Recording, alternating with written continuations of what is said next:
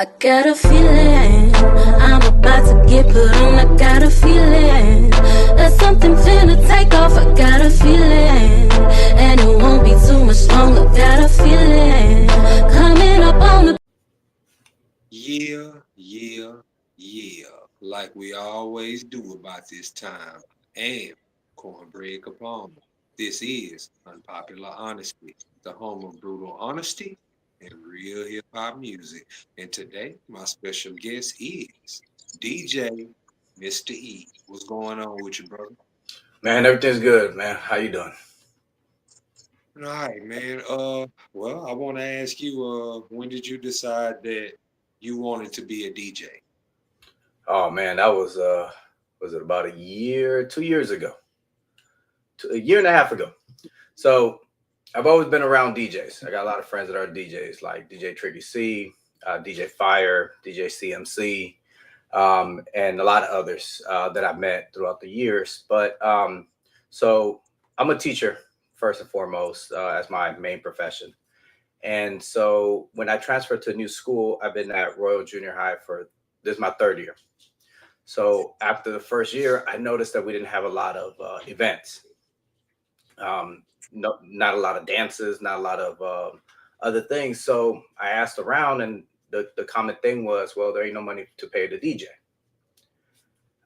So after my first year, I worked summer school, and with that money I made from summer school, I bought all this DJ equipment, and it was strictly just so I could DJ for the school for free. So we wouldn't have to worry about, is there any money for this event, for this event. So last school year, so 23-24, we had about 3 or 4 dances. We had a couple other events that would have required a DJ that we probably wouldn't have had. And so that's kind of where it all started. And then little by little, I've been, progressing, practicing, and honing down on my craft. So now I have a radio show on the Biz Radio.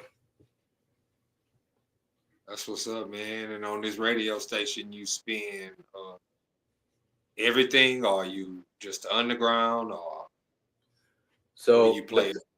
So I grew up in Long Beach, California, and I've been in the Houston area since 2012. So about almost 13 years now. And so the concept of my show is, the show is called From Long Beach to Houston. So I strictly play music from artists that are from the Long Beach area. So Long Beach, Compton, Bellflower, Carson area, and music strictly from the Houston area. And then it's predominantly underground music, music that I listen to. Just trying to give people a broader audience than what they're used to. That's real, man. I want to ask you this because so much has changed within the culture. Mhm. The fundamentals of the culture have been lost Yeah. in terms of what hip hop originated from. Everybody know, well, anybody that knows the history knows the importance of the DJ. Right. The DJ was the first person before the rapper became the main attraction. Mm-hmm. I want to ask you, how do you feel about those who have forgot or lost the fundamentals of the game? Well, even in my short span as DJing, I kind of see the disrespect for the DJ. And I'm only going to be able to speak on what I know. Primarily, I'm a DJ for the school. Now, I've also DJ for at our ARC events, but it's like there's prep that goes into it. And so when I'm doing some of the performances at the school, they don't have any respect for getting you their music on time. And I'm not talking about the kids. I'm talking about the adults that are, leading the performances. And so from that aspect, I know it's a little disrespect, but whenever you go to a show, the first thing that you hear before any artist ever performs is the DJ. And that's going to set the mood, whether, you're going to enjoy yourself or you're gonna leave before even the first act goes up. Because I've gone to a lot of events where, dang, if nobody even plays, if nobody even performs, I'm cool because the DJ knows what he's doing, um, and so you know. I feel that, man. Because you're from Long Beach, Hmm. uh, do you what I was gonna ask was um because see we don't know in Texas we don't know nothing about the underground of Long Beach. Right. You know mainstream Long Beach. Yeah. Uh and if you could put your hand or name a few artists who you feel who are on the rise from the Long Beach area, who would they be? Well, this dude's been around for a long time, but he never made it quite mainstream. And I first listened to him on the Wake Up Show, where him and Chino XL were going back and forth, and he goes by Crooked Eye, or he used to go by Crooked Eye. Now it's King Crooked, from Long Uh, Beach. well, I know about that name because Yeah. I I was a fan of him a long time ago. Yeah. You know, he kind of been through a lot of different stages. He was on death row at one time, then he was Mhm. independent, then he was a part of Slaughterhouse and Shady Records, and then he went back independent. And so Right. he's had a little, but lyrically, I always felt like, yeah, he should have been because especially when they did the Slaughterhouse guy with Shady. I Hmm. thought Right. that was gonna be a turning point in rap, Yeah. but you know, well, Now, outside of Crooked Eye, there's a couple artists that that I listen to. There's a dude from the East Side. It seems like a lot of every Long Beach rappers from the East Side of Long Beach.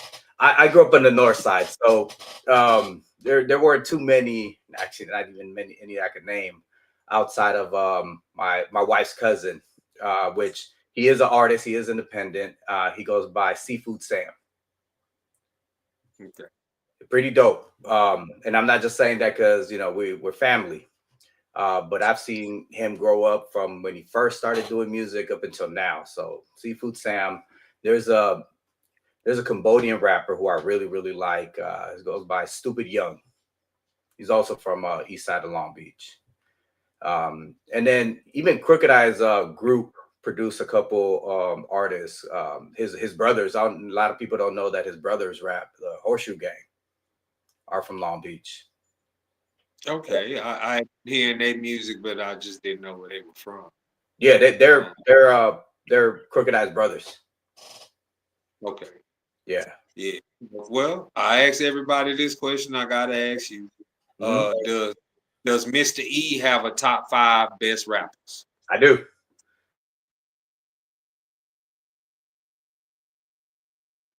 Okay, K Reno. Yeah, K Reno is number one. I even on my radio show, if anybody listens to it, I said I'll fight anybody over that top spot. Just lyrically, storytelling, politically conscious, religiously conscious, like everything. And then in no particular order after that, KRS One, Tupac, Nas, and that fifth one it's hard because there's a lot of great artists, but I might even throw just a carrot, Big Daddy Kane in there. that's a. I mean, I can't front on that top five. I can't deny nothing you said about anybody on that top five personally. Um, are there any events that you have coming up, or have you just been devoted to developing your radio show? So as far as like I mean, tomorrow our school does have our Black History month program, and I'm DJing that. um but outside of that, I've been trying to stay out shows and things like that right now because so my daughter does dance. She's in competition dance. Friday and Saturday we was at the Stafford Center pretty much all day. We had to leave school early, get in there, do our competition. The radio show's on Wednesdays. I also coach track at the school. So um, every day after school, I coach and then still try to make it to my daughter's dance practices during the week. And this semester, my first semester, I started my master's program at the University of Kansas State.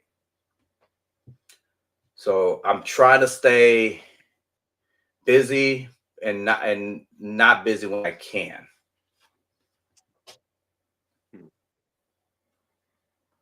I want to ask you something because earlier I saw a video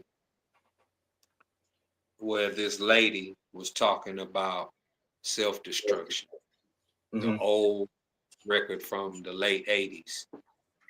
And she basically, her conversation was saying that the same themes and topics of self-destruction are happening right now before our eyes. And I said, wow, you know what I'm saying? Because I thought about that too, but I might not have said it on a video. I just had the thought. I didn't really say nothing about it.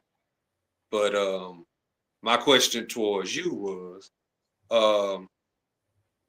do you listen to a lot of those old records and feel like they was ahead of their time because those records from that period and even the 90s still hold relevance today? Yeah, I still listen to a lot of KRS-One, a lot of Public Enemy, a lot of Motown. I don't think we listened to those records, but I don't think we listened as far as to get us out of those situations to where we're still having to, even to this day, we still have to make songs just like they did in the late 70s, 80s, and early 90s about, fixing our condition. I wish I didn't have to listen to music about, how bad the government was or, racist police in 2025. Right. But it's reality. Because I think about that too, because I'm an artist myself, and I have to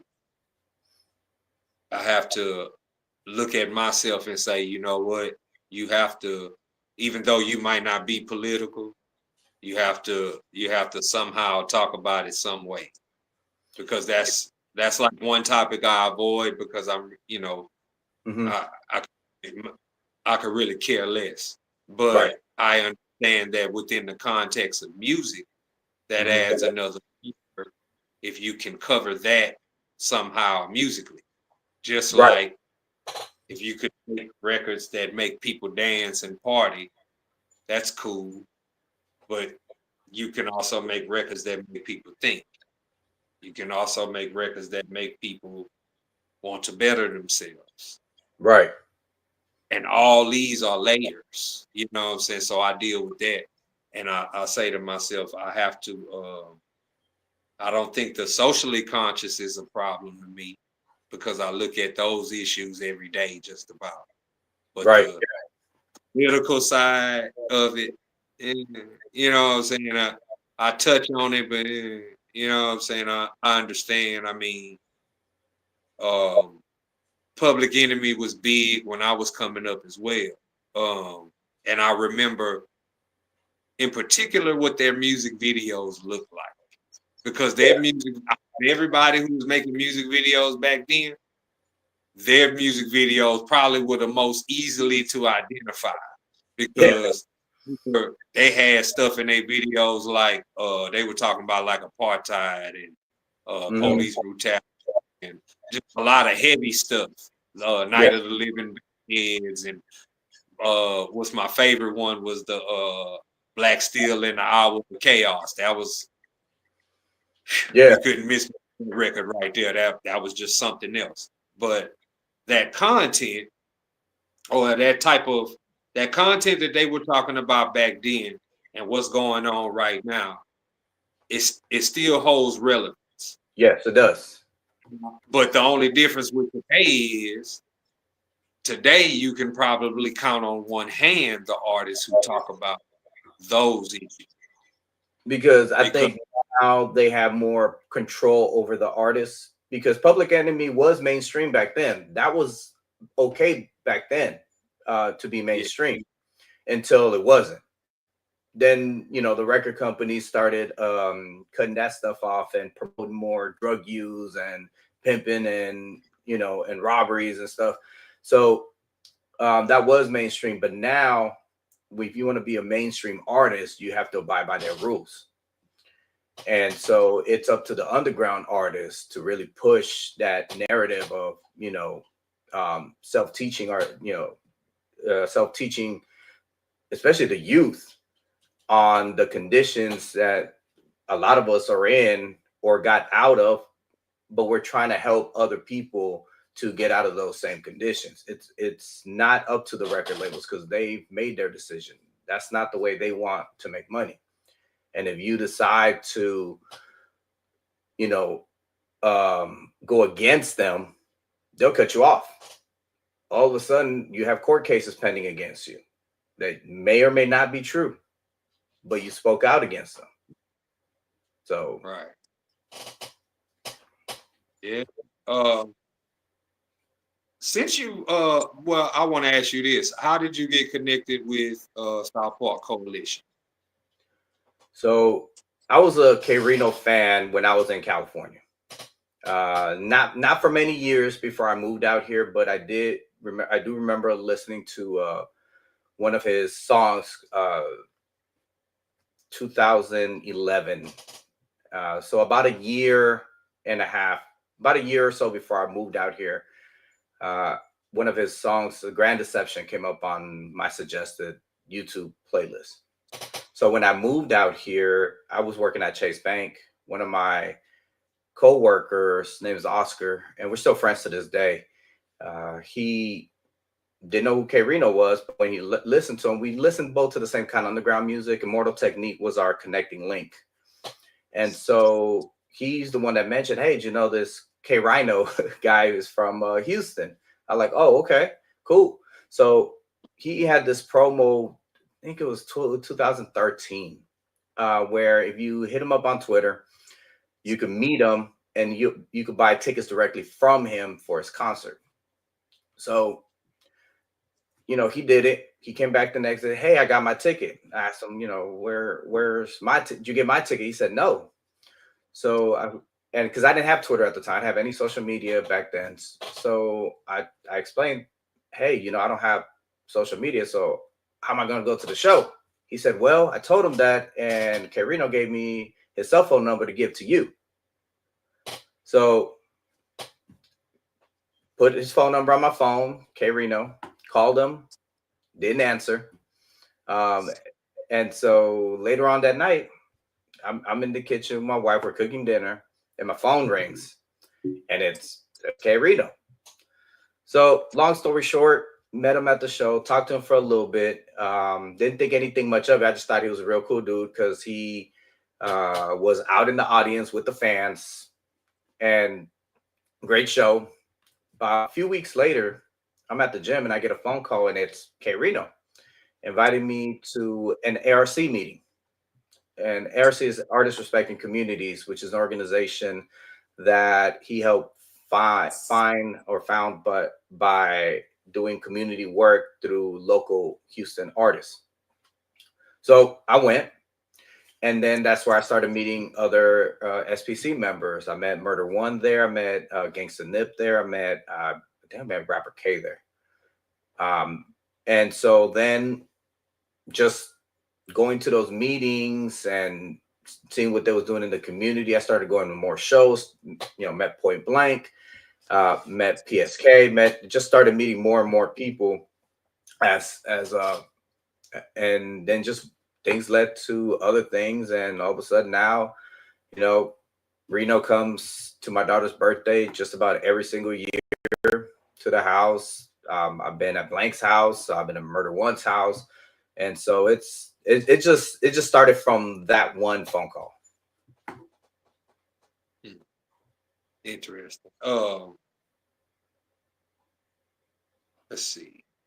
I have one more question for you. Oh, is there any music that you are, because you are a DJ, I can ask you Mhm. this question. Is there any music that you are anticipating releasing this year that you want to listen to yourself? Anybody that you might be a fan of?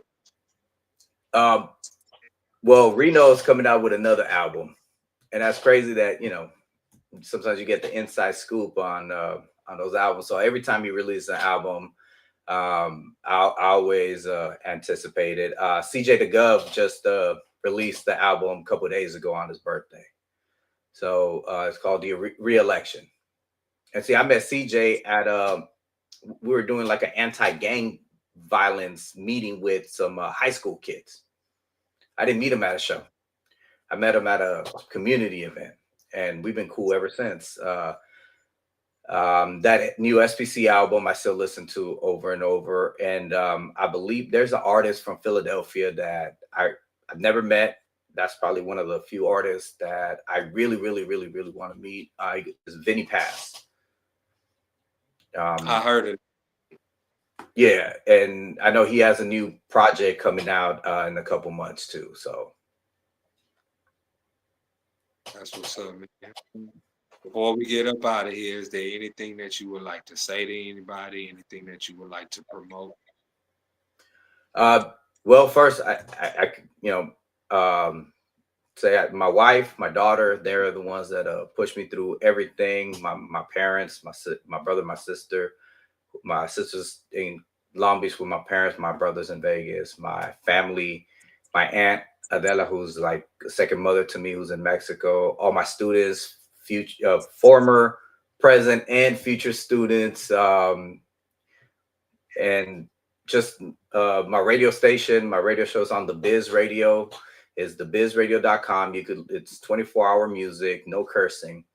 And my show is every Wednesday from 5 to 6.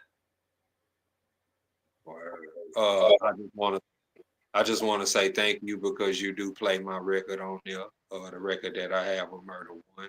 You know Yep. what I'm saying? Was a part of that video. You know what I'm saying? I'll be forever grateful to everybody that was a part of that because that was a special moment for me. Yeah. It will always be a moment. And see, this is how So that cycle continues because, up until that music video shoot, we never met. And right. back to Murder One, and now we're connected. So whatever you got going, you just gotta let me know, and vice versa. I'll let you know, and that's what I always tell my kids, my students. Don't learn anything from me is network. You gotta network, and you gotta always stay humble. Because people gonna see through it if you're faking it. And if you're not faking it, you're a good person. You're just gonna meet more people, more doors are gonna open for you. And that's real. Man, I appreciate it. On behalf of DJ Mr. E and the good people at One Man Records, I am Cornbread Capone. This is Unpopular Honesty, the home of brutal honesty and real hip hop music. And until next time, everybody, peace and love, because that's what the world needs in a major way. Yep. Peace and love.